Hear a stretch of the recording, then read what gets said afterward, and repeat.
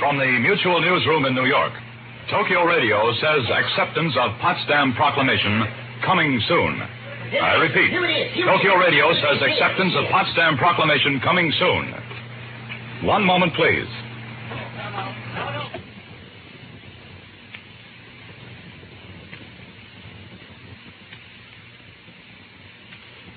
Please, I repeat this bulletin. Tokyo Radio says acceptance of Potsdam Proclamation coming soon.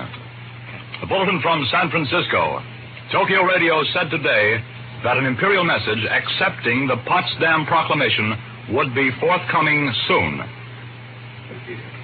Repeating that bulletin from San Francisco, Tokyo Radio said today that an imperial message accepting the Potsdam Proclamation would be forthcoming soon. For the news, listen to your Mutual station.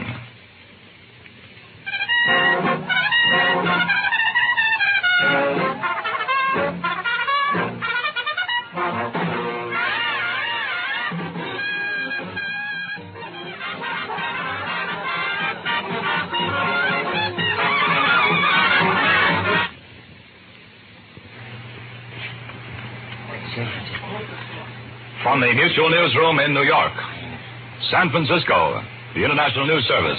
FCC quotes Domai saying Japan accepts allied terms. Repeating this bulletin, dated San Francisco, the Federal Communication Commission quotes Domai saying Japan accepts allied terms. This is not official. I repeat, this is not official. This is from the Tokyo Radio.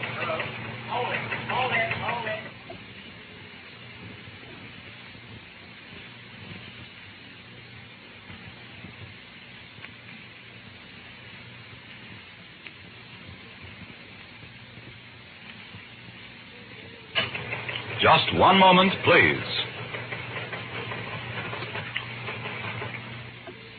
We're standing by in the Mutual Newsroom. Just one moment, please. From the OWI, the Japanese government has accepted the Allied surrender formula embodied in the note dispatched to Tokyo by the United States. The Tokyo Domai Agency said today in a wireless dispatch recorded by the Federal Communications Commission. We have another bulletin here. Japan surrenders. Japan surrenders. Now repeating the entire bulletin, the Japanese government has accepted the Allied surrender formula embodied in the note dispatched to Tokyo by the United States. The Tokyo Domai Agency said to recorded by the Federal Communications Commission. This is not official. We're awaiting confirmation from Washington. This is not official. For the news, listen to your Mutual station. Swing bands make him frown. He doesn't get his from boogie woogie lick.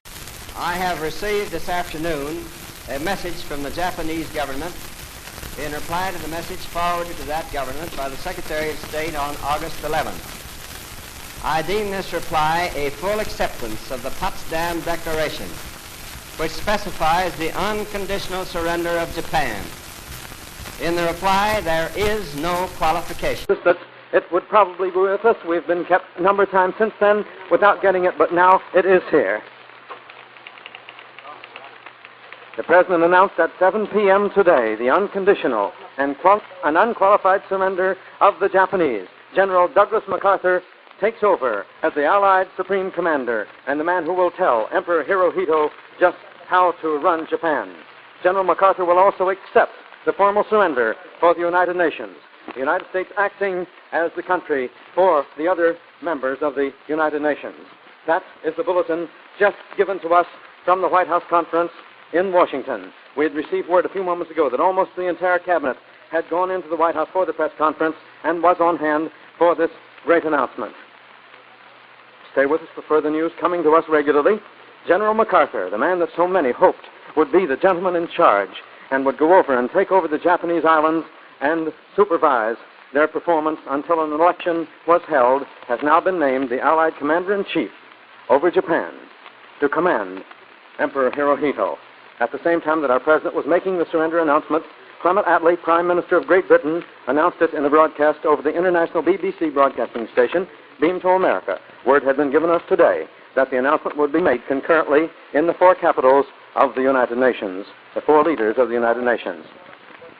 Our reply, the reply sent to us from Japan, had no qualifications whatsoever. They accepted the terms that were laid down for them at the Potsdam Conference. And this conforms exactly with the Potsdam Declaration, the declaration that President Truman sent to Japan. Word went to Japan giving them this proclamation, and if they had taken it at that time, many lives would have been saved. They chose to fight on. As a result, Russia entered the war. 2 atomic bombs were dropped on Hiroshima and Nagasaki, and many more. Hundreds of thousands of lives were lost as a result of Japan's obstinacy, or for whatever reason they may have chosen to refuse to accept the surrender terms at that time. But now, at 7 p.m., August 14, 1945, that war, which was started by the infamous attack on Pearl Harbor, December 7, 1941, has now come to a close. Japan has surrendered unconditionally to the United Nations. More news will come to us immediately from the White House press conference. Mutual representatives were on hand, flashed the news to us immediately, and we brought it to you. The reduction of selective servicemen, as we just told you, was ordered by the President through the Director of Selective Service, General Hershey. The reduction has been made from 80,000 to 50,000, but will leave sufficient men to provide replacements for men with long service in the Pacific. As most of us know, those of us acquainted with men who served in the Pacific, there has been many, many years of service by many of our Yanks after going to the Pacific. They have not had the opportunity to come back to these quarters, the opportunity that has been given men who fought in other areas of the world. And now those men will have the opportunity to come back just as quickly as possible. Though the Selective Service Group has been reduced, it is enough to allow an exchange of men and to allow them to continue their job over there. We want to repeat, VE Day is with us. Japan, VJ Day, they're all over now, so we get mixed up. Japan has surrendered unconditionally, and General Douglas MacArthur has been named Allied Commander-in-Chief to rule over Hirohito. And so, on this day, at 5 seconds after 7 o'clock, August 14th, 1945, the war has ended. There will be no more fighting. The President will proclaim VJ Day. Ladies and gentlemen, our national anthem.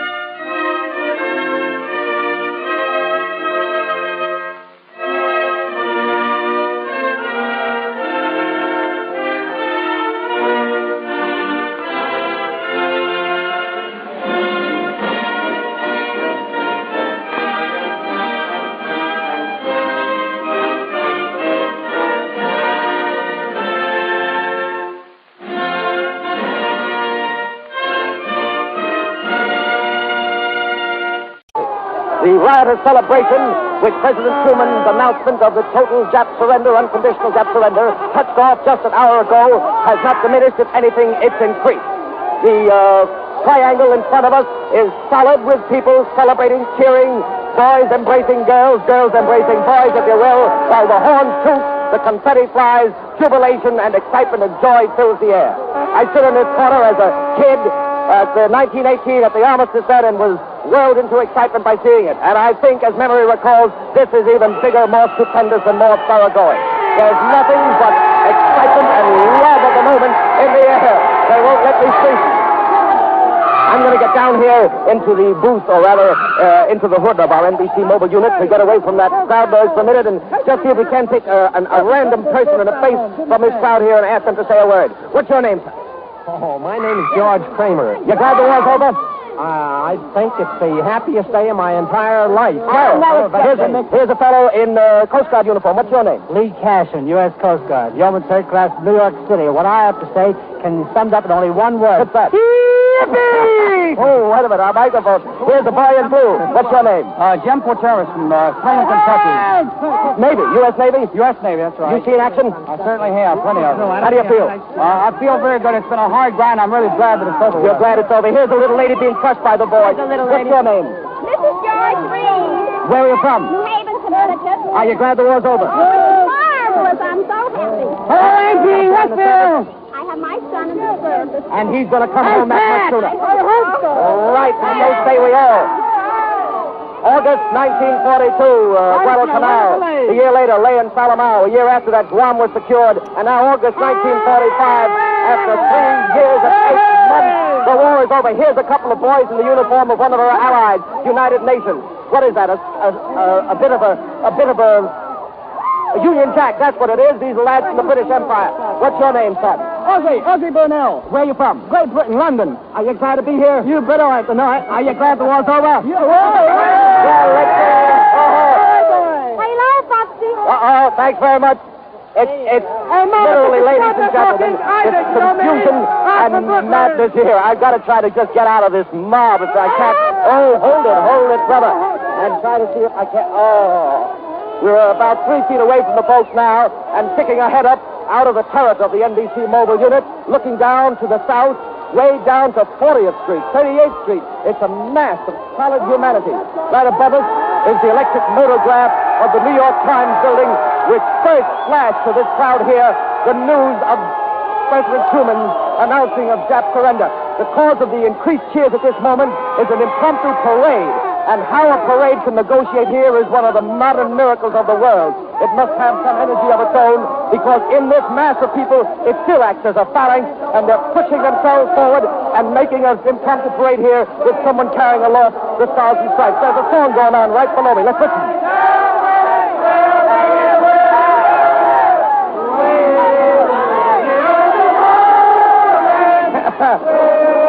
Something tells me it's a parody of a familiar number, but there's too much sin to get the actual word. Looking north, the newsreel boys have established a line across 44th Street and are taking their customary and familiar shots, but these will be shots such as you've never seen before. Up above, the air is still filled in the coming twilight of a little after 8 o'clock in New York. The air has still almost a saturation point of particles of paper and confetti. It must be whipped up by the eddies and thermal currents and come down again. There are big streamers going out from one of the office buildings, 46th to 47th Street, and right alongside us is a sight familiar to every man, every serviceman certainly, who's been in Times Square, a prominent advertisement with a serviceman puffing leisurely on a puff of a cigarette. 情状に鑑み、非常の措置をもって帰属を吸収せんとおり、ここに終了なる。 Of course, the latest and very important news comes from Tokyo.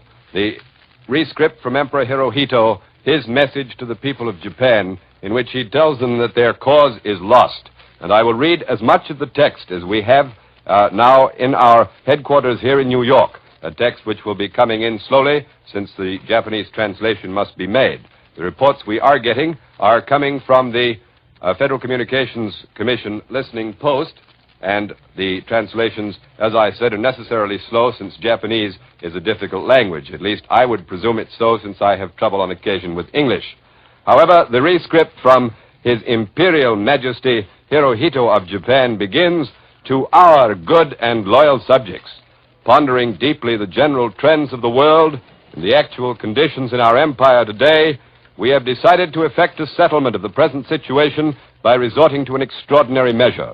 We have ordered our government to communicate to the governments of the United States, Great Britain, China, and the Soviet Union that our empire accepts the provisions of the Potsdam Declaration. It goes on to strive for the common prosperity and happiness of all nations, as well as the security and well-being of our subjects, is the solemn obligation which has been handed down by our imperial ancestors and which we lay close to our heart. Indeed," the rescript continues, "we declared war on America and Britain out of our sincere desire to ensure Japan's self-preservation and the stabilization of East Asia, it being far from our thought either to infringe upon the sovereignty of other nations or to embark upon territorial aggrandizement. That third paragraph of the imperial rescript bears rereading. Its masterpiece.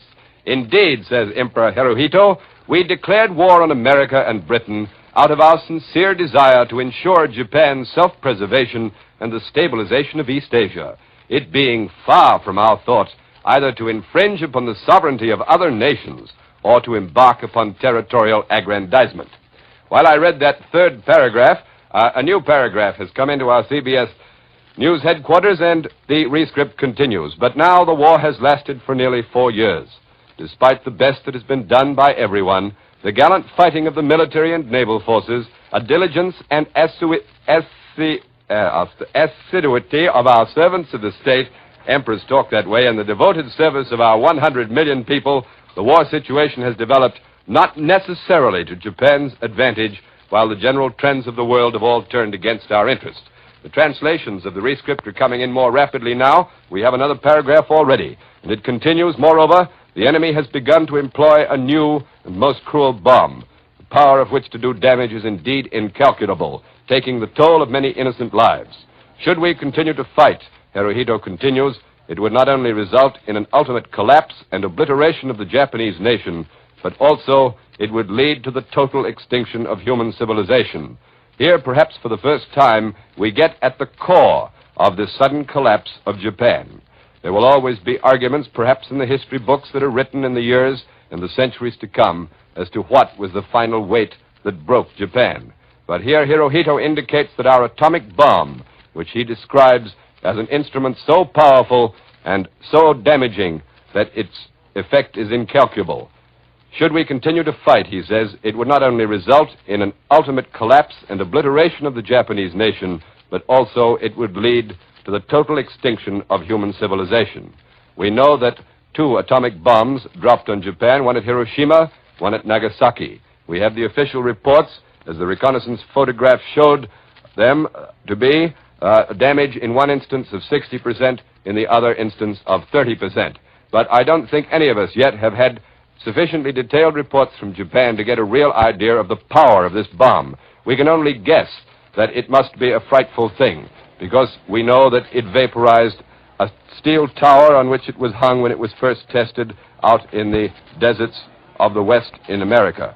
We know also that its effect, measured in percentage of damage to factories and to installations in the 2 cities upon which it dropped, was tremendous, that one bomb did the damage which on many occasions had not been done by any previous attacks with demolition bombs and incendiaries. Now, we have another paragraph of the text of the Hirohito rescript, which is being broadcast to the Japanese people by the Japanese radio, and that its continuity may be better and more clearly understood. I'm going to read the previous paragraph over again. You'll remember in that, Hirohito said, moreover, the enemy has begun to employ a new and most cruel bomb, the power of which to do damage is indeed incalculable, taking the toll of many innocent lives. Should we continue to fight, he continues, it would not only result in an ultimate collapse and obliteration of the Japanese nation, but also it would lead to the total extinction of human civilization. And now the rescript goes on, such being the case, how are we to save the millions of our subjects, nor to atone ourselves before the hallowed spirits of our imperial ancestors? This is the reason why we have ordered the acceptance of the provisions of the Joint Declaration of the Powers. This last paragraph is now added to in the 8th paragraph of the rescript from Hirohito. It says, we cannot but express the deepest sense of regret to our allied nations of East Asia, who have consistently cooperated with the Empire towards the emancipation of East Asia. And thus, in what may be among the last paragraphs of the imperial rescript, a farewell bid to the puppet governments which Japan set up in the torn and shattered countries into which she marched with her iron and steel and her frightful cruelty. The text is not now added to, although I have just had information that we are getting this text through the OWI and that they should have the credit for the translation and for the transmission of the text into our CBS World News. Attention, the peoples of the world. World War II is about to come to its official closing. We're on the Pacific Fleet flagship USS Missouri in Tokyo Bay for the signing of the surrender of Japan. 3 years, 8 months, and 25 days since the attack on Pearl Harbor. We are 3,700 miles from there, but we have come much further than that by way of the Central Pacific, New Guinea, the Marianas, and the Philippines. The Japanese delegation has just arrived. Military men in formal military uniform and dignitaries, civilian dignitaries in formal attire. Lined up before us are more officers and men with higher-ranking stars and gold braid than has been assembled in this bay for many a long time. The deck of the Missouri stretches out before us. We're on the veranda deck. Its great guns are pointed skyward to allow more room for the Army, Navy, Marines, and the representatives of the nations who are here. The United States of China, the United Kingdom, Union of Soviet Socialist Republics, Australia, Canada, France, Netherlands, and New Zealand. An interesting note here for a moment. The Navy and Marine personnel, former prisoners of war who are here for this surrender ceremony, are Commander A.L. Maher, who is a surviving officer of the USS Houston, a prisoner since May 6, 1942. Lieutenant J.W. Condit. He was a member of the Yorktown's Torpedo 5 Squadron, a prisoner since September 1943. First Lieutenant William F. Harris, a Marine from Corregidor, since August 4, 1943 in Japan. Machinist mate second class L.C. Shaw of the Navy, a survivor of the USS Grenadier. Lieutenant General Jonathan Wainwright is here, he who surrendered at Corregidor and Bataan, and General Arthur Percival, who surrendered at Singapore. With General Wainwright are his staff. Brigadier General Louis Beebe, his Chief of Staff, Colonel John Prager, one of his aides, Lieutenant Colonel Thomas Dooley, and his orderly, Sergeant Hubert Carroll. Planes have been flying overhead. The day is quite cloudy, a mist surrounding the mountains that come down to form Tokyo Bay. Before us here are flags. Oh, here comes the Supreme Commander of the Allied Forces, General of the Army, Douglas MacArthur, William Fleet Admiral Chester Nimitz, and other dignitaries. General MacArthur is now facing the microphones. He is about to start his speech, which explains the signing, surrender, and also voting. We are gathered here, representatives of the major warring powers, to conclude a solemn agreement whereby peace may be restored. As Supreme Commander for the Allied Powers, I announce it my firm purpose, in the tradition of the countries I represent, to proceed in the discharge of my responsibilities with justice and tolerance, while taking all necessary dispositions to ensure that the terms of surrender are fully, promptly, and faithfully complied with. I now invite the representatives of the Emperor of Japan and the Japanese government and the Japanese Imperial General Headquarters to sign the instrument of surrender at the places indicated. Mr. Mamoru Shigemitsu, Foreign Minister of the Japanese government, is stepping forward now to sit down at the table and sign the instrument of surrender. Now we're waiting. The Foreign Office assistant has prepared the papers. Here comes Mr. Shigemitsu, who had found something wrong with arrangements. General MacArthur is standing behind the microphones over which he just talked. He's waiting. Here comes Mr. Shigemitsu now. He's pulling up to the table, pulls the chair back, and he's about to sit down. He is studying the document carefully. Something about it doesn't like. He's having a little difficulty sitting down because of his wooden leg. He takes off his silver top hat, pulling off his gloves. He's wearing yellow gloves. His assistant is helping him prepare his papers. Mr. General MacArthur is looking around. He's annoyed by a little farce. He points to his Chief of Staff, Lieutenant General Richard Sutherland, to go up and help Mr. Shigemitsu prepare everything. This is going a little slower than planned, and the general is possibly a little bit irked because he wanted this to be efficient and rapid in the American custom. General MacArthur is waiting. He's looking down on Mr. Shigemitsu. Mr. Shigemitsu looks at his watch for some reason. Here he is. He's trying to get some ink out of a pen holder which has no ink in it. The Japanese do not have any. Mr. Shigemitsu has some ink in his pen, and he's ready to sign the document. He's leaning over the paper now. This document is a huge thing. It measures about 1.5 feet long by 1 foot wide. It's printed up in beautiful bold type. We can almost read it from here. Mr. Shigemitsu is affixing his signature to the official surrender document, turning over the Japanese armed forces and permitting the people of Japan to obey the orders of General MacArthur through the office of the Emperor. We have an imperial declaration here for us by which the Emperor commits himself, his government, his armed forces, and his people to obey all the instructions on this instrument of surrender. Mr. Shigemitsu has finished, and immediately behind him is General Yoshijiro Umetsu, Chief of Staff of the Japanese Army Headquarters. General Yoshijiro Umetsu, who will sign for the Japanese Army and all the Japanese armed forces as personal representative of the Emperor of Japan. General Yoshijiro Umetsu sits down. He's having no trouble with his fountain pen. In fact, he's in very much of a rush. He's sitting down and he's scribbling his name across the American document. He'll lean over in a second and scribble his name across the copy prepared for the Japanese. Mr. Shigemitsu was watching Japanese General Yoshijiro Umetsu sign, and he has a very stern, bearing look on his face. In fact, all the Japs' faces show strong muscular tenseness around the jaw.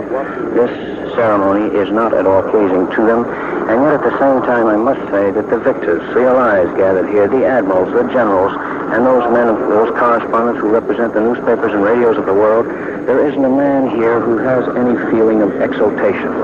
Everyone is glad it's over. General Sullivan is just turning around the document now because General MacArthur is next to sign. Both Japanese delegates have signed. They have officially committed themselves, the Emperor, the armed forces, and the people of Japan, to obey all the orders of General MacArthur as Supreme Commander to be issued through the office of the Emperor. The Allied powers will now sign on behalf of all the nations at war with Japan. Will General Wainwright and General Percival step forward and accompany me while I sign? General MacArthur is just sitting down, and Lieutenant General Jonathan Wainwright, Hero Commander of Bataan and Corregidor, and Lieutenant General Arthur Percival, the British commander at Singapore, have stepped up behind him right at the document table. General Wainwright is assisting General MacArthur to sit down. General MacArthur takes one of the two official pens from the table, and here's his hand, It has started the D. D. O. U. He's writing very deliberately. His hand is shaking. He's bothered by emotion. That is obvious. General MacArthur is bothered by emotion, but he is doing a magnificent job of carrying this thing out. He's writing his name now. There is his first name. Here it comes. He's turned around. He's talking to Wainwright for just a second. He's giving General Wainwright the pen that he has just signed the document with. He has given the first pen to Lieutenant General Jonathan Wainwright, the Hero Commander of Bataan and Corregidor. Now he is completing his signature on the two documents, and he turns the second pen. He used two pens. He turned the second pen over to Lieutenant General Arthur Percival, the commander of Singapore when the Japanese took that British base. At last, these two commanders who suffered such ignominious defeats out here because their allies were not ready, at last these two commanders see the final, ultimate victory of the powers they represent.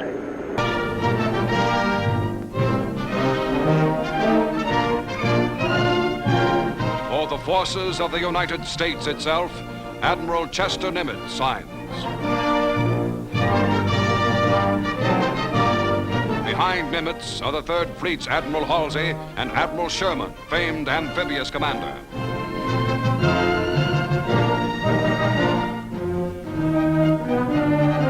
General Su Young Chang, Chief of Military Operations for the Chinese National Council, signs for China. Admiral Sir Bruce Fraser, commander of the British Pacific Fleet for the United Kingdom. The representative of the Union of Soviet Socialist Republics will now sign.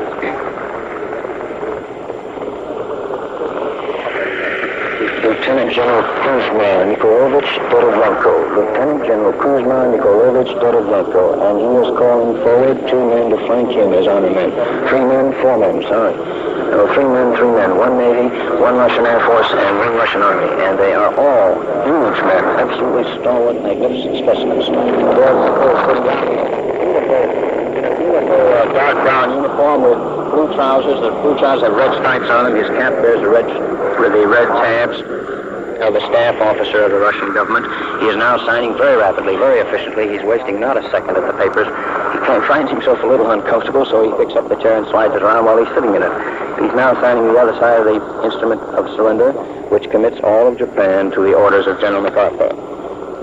General Dorodlenko of the Russian, representing the Russian government, representing Marshal Joseph Stalin and the Russian people, is signing now on the surrender document. He has signed the American copy. He's now signing the Japanese copy. He has finished. He rises, salutes General MacArthur. General MacArthur smiles, nods approval at him, and turns back to the microphone. The representative of Australia will now sign. Sir Thomas Blamey, Commander-in-Chief of all the ground forces in the Southwest Pacific area when General MacArthur was Supreme Commander down there, and Commander-in-Chief of all Australian forces, has stepped forward and saluted General MacArthur. He then has called forward for honor guards to flank him, a member of the Australian ground forces, a member of the Australian Navy, a member of the Australian Air Forces, and a member of the Australian Home Defense Command. General Blamey has sat down. He's a large man. His chest is covered with decorations. He again is wearing the red tabs on his cap, which designate a senior staff officer of the British Army. He's wasting no time in signing the documents. He reverses the procedure. He signs this time the Japanese document first and the American document second. Doesn't make much difference. The thing is all getting very formal, and down on paper, this horrible world is about to finally officially come to a close. General Sir Thomas Blamey has finished signing. He again salutes MacArthur, receives a salute in return, and back to General MacArthur. Representative of Canada will now sign. Colonel L. Moore Cosgrove. Colonel L. Moore Cosgrove, representing the Dominion of Canada. He is alone. He is alone. He steps up to the table, salutes General MacArthur, wastes not a second, picks up a pen, and affixes his signature. We're still waiting here for the show of air strength, which was scheduled for this morning. It was to be a shared job by Navy carrier planes and General Spotz's Strategic Air Forces. However, the weather, as I said, is very bad, and it's particularly bad around the shores of the bay, where there are a number of mountains that disappear at very sudden approaches into the cloud level that is not very high. The ship we're on, the Missouri, is absolutely surrounded by a terrific armada of American and British fighting strength. Just off our port bow are 2 British battleships, King George V and Howe. Just to the right of us are 2 American battleships. And back to General MacArthur. The representative of France will now sign. General Jacques Leclerc, hero of the Chad, hero of France, is stepping up to the table now to sign, and he calls 2 of his staff officers up to stand behind him as honor guard. He has saluted General MacArthur. He sits down and picks out his own fountain pen to sign the document. He is wasting not a second and fixing his cent. General Jacques Leclerc, the man who led the handful task force from the Chad all the way up through the desert to Libya to team up with General Montgomery and come on through to Tunisia to join General Eisenhower's forces, then into Italy, then into France, finally into Germany, and here he is saluting MacArthur. He has signed the document. The representative of Netherlands will now sign. Admiral Conrad Helfrich. Admiral Conrad Helfrich, representing the Netherlands, the man who commanded the Allied fleet in the Java Sea battle way back in 1942 when the Allies had so little and the enemy had so much. Admiral Helfrich is now fixing his signature. General MacArthur is giving him a hand here. There's a little hitch about the pen, and the general's gone up to lend him a hand, and Admiral Helfrich is now affixing his signature. It was Admiral Helfrich who decided that Allied power that was available in the Pacific, in the Java area, in the Netherlands East Indies area, would fight rather than wait for the Japs to attack. And he sent forth the Allied Naval Task Force to the Battle of the Java Sea, where America lost the Houston, where Britain lost the Exeter, and where Admiral Helfrich lost what was left of the Dutch Navy with the exception of 2 light cruisers. However, that battle delayed the Japanese. It enabled us to pull a number of key personnel and a lot of air strength out of Java back to Australia, and every bit in that time, every bit saved in that time, helped save the entire democratic world. Admiral Helfrich salutes MacArthur. Back to New Zealand. Will now now signed.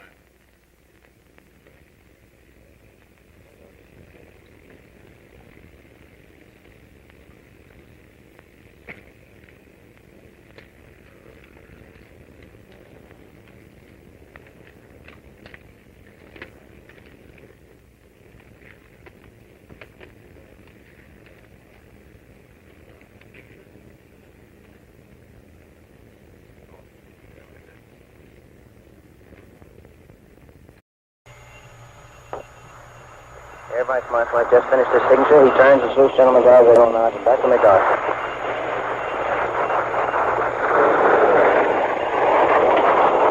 Let us pray that peace be now restored to the world and that God will preserve it always. These proceedings are closed.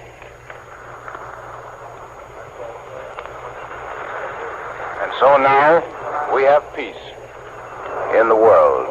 Symbolically, during the latter part of the signing of the document by the representatives of these allied nations, the sun, which had been behind the clouds here at Tokyo Bay during the early morning, up to almost the very end of the signing, came through the clouds and we had sunshine. And it shone down on the assembled might of the vast allied fleets here in this broad stretch of water. Old Mount Fujiyama, which has seen many strange things in this strange land, has looked down now upon one of the most momentous surrenders in all the history of the world. Perhaps, and let us hope that this is the last surrender. I should like to point to you that the first American flag ever to fly over Japanese soil 92 years ago, and the flag that flew over the Capitol in Washington when the Japanese attacked Pearl Harbor, both are being displayed here today. Two historic flags, one with only 31 stars and one with 48. The great battleship Missouri now stands with its prow pointing toward Japan. Its guns are lifted high. Everyone here has felt a great feeling of exultation. It's been a great event. It's one that could not help but stir you right down to the soles of your shoes. The Allied General Staffs are standing by. The Japanese are preparing to depart. Soldiers, sailors, Marines, civilians, war correspondents, men who follow this war across the Pacific and up through the jungles of New Guinea and the Philippines and on the rough, bloody beach at Tarawa and up through Iwo Jima sands and Okinawa and up here to Japan itself. Many of these men are here. The sun showing now on their bronze faces as they look upon this scene. It's interesting to watch the color of the representatives of the Allied nations, some with scarlet bands about their caps, the French with gold braid twisted and braided around the top of there. A great many caps in white as the Navy is represented, the sky, the royal blue of the New Zealanders, and the dark blue of the British, and the khaki, the informal khaki of the representatives of the United States Fleet and of the United States Army. There are many men here, if I have a moment, and I do have because the Japanese have not gone. I should like to point that General Joseph Stilwell is over there, the 10th Army, and General Walter Kruger of the 6th, and General Courtney Hodges of the 1st Army, who now we can say is here in the Pacific, and General Carl Toohey Spotts of the Strategic Air Force, and General Kenny of the Far Eastern Air Force, and Lieutenant General Robert L. Eichelbarger of the 8th Army, and Lieutenant General Robert C. Richardson of the Pacific, and Lieutenant General Richard Sutherland, Chief of Staff, Lieutenant General William Steyer, Lieutenant General Barney Giles, and of the Navy, Admiral Halsey, Admiral Richmond Kelly Turner, of whom you've heard earlier, Vice Admiral John Towers, Vice Admiral John McCain of the carriers, Vice Admiral Charles Lockwood, and Vice Admiral Theodore Wilkinson, Vice Admiral Forrest Sherman, Lieutenant General Roy Geiger of the Marines, Admiral John F. Shafroth, and Donald B. Berry, Rear Admiral. All these and many more with their staffs with them. And now, from the Pacific, Ladies and gentlemen of the world, as if God himself approves, the clouds have broken away, the sun has come out in these first moments of peace. The Japanese are now leaving with the surrender document, and from aboard the flagship USS Missouri, where the formal surrender of Japan has just taken place, we switch you now to the White House in Washington. Ladies and gentlemen, the President of the United States. My fellow Americans, Supreme Allied Commander General MacArthur and Allied representatives on the battleship Missouri in Tokyo Bay. The thoughts and hopes of all America, indeed of all the civilized world, are centered tonight on the battleship Missouri. There, on that small piece of American soil, anchored in Tokyo Harbor, the Japanese have just officially laid down their arms. They have signed terms of unconditional surrender. 4 years ago, the thoughts and fears of the whole civilized world were centered on another piece of American soil, Pearl Harbor. The mighty threat to civilization which began there is now laid at rest. It was a long road to Tokyo and a bloody one. We shall not forget Pearl Harbor. The Japanese militarists will not forget the USS Missouri. The evil done by the Japanese warlords can never be repaired or forgotten. But their power to destroy and kill has been taken from them. Their armies, and what is left of their navy, are now impotent. To all of us, there comes first a sense of gratitude to Almighty God, who sustained us and our allies in the dark days of grave danger, who made us to grow from weakness into the strongest fighting force in history, and who has now seen us overcome the forces of tyranny that sought to destroy his civilization.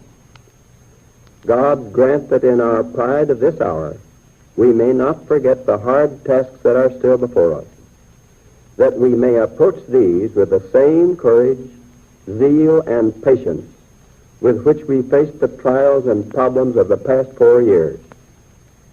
Our first thoughts, of course, thoughts of gratefulness and deep obligation, go out to those of our loved ones who have been killed or maimed in this terrible war. On land and sea and in the air, American men and women have given their lives so that this day of ultimate victory might come and assure the survival of a civilized world. No victory can make good their loss. We think of those whom death in this war has hurt, taking from them fathers, husbands, sons, brothers, and sisters whom they loved.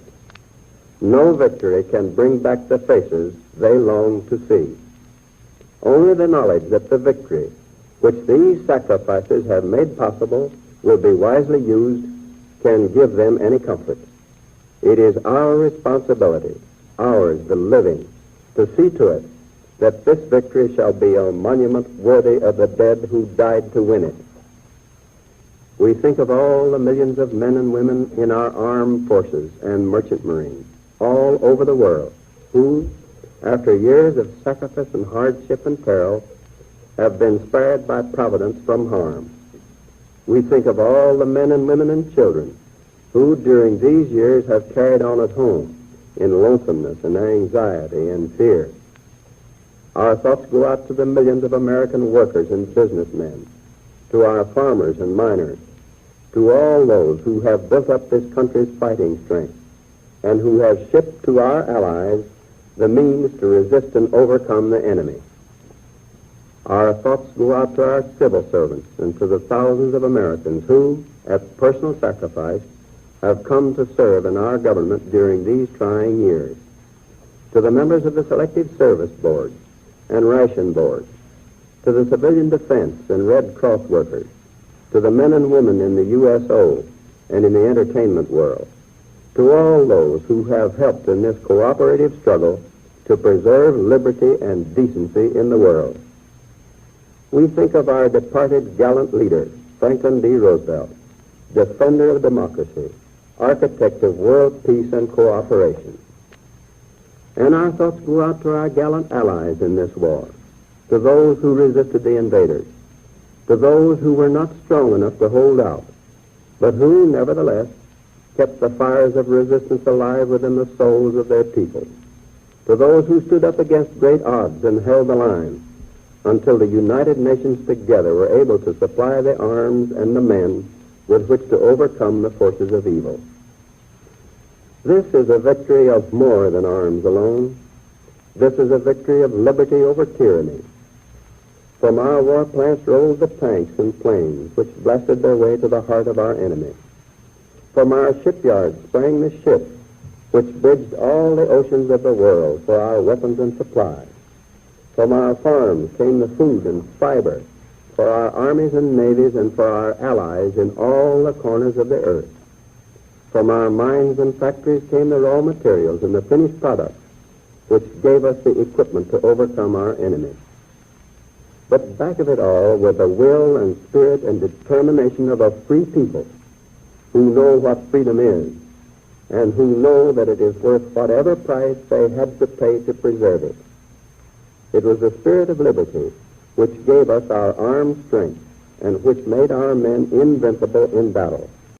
We now know that that spirit of liberty, the freedom of the individual, and the personal dignity of man are the strongest and toughest and most enduring forces in all the world. And so on VJ Day, we take renewed faith and pride in our own way of life. We have had our day of rejoicing over this victory. We have had our day of prayer and devotion. Now let us set aside VJ Day as one of renewed consecration to the principles which have made us the strongest nation on earth and which, in this war, we have striven so mightily to preserve. Those principles provide the faith, the hope, and the opportunity which help men to improve themselves and their lot. Liberty does not make all men perfect, nor all society secure, but it has provided more solid progress and happiness and decency for more people than any other philosophy of government in history. And this day has shown again that it provides the greatest strength and the greatest power which man has ever reached. We know that under it we can meet the hard problems of peace which have come upon us. A free people with free allies who can develop an atomic bomb can use the same skill and energy and determination to overcome all the difficulties ahead. Victory always has its burdens and its responsibilities as well as its rejoicing. But we face the future and all its dangers with great confidence and great hope. America can build for itself a future of employment and security. Together with the United Nations, it can build a world of peace founded on justice, fair dealing, and tolerance. As President of the United States, I proclaim Sunday, September the 2nd, 1945, to be VJ Day, the day of the formal surrender of Japan. It is not yet the day for the formal proclamation of the end of the war, nor of the cessation of hostilities, but it is a day which we Americans shall always remember as a day of retribution, as we remember that other day, the day of infamy. From this day we move forward. We move toward a new era of security at home. With the other United Nations, we move toward a new and better world of cooperation, of peace, and international goodwill. God's help has brought us to this day of victory. With His help, we will attain that peace and prosperity for ourselves and all the world in the years ahead.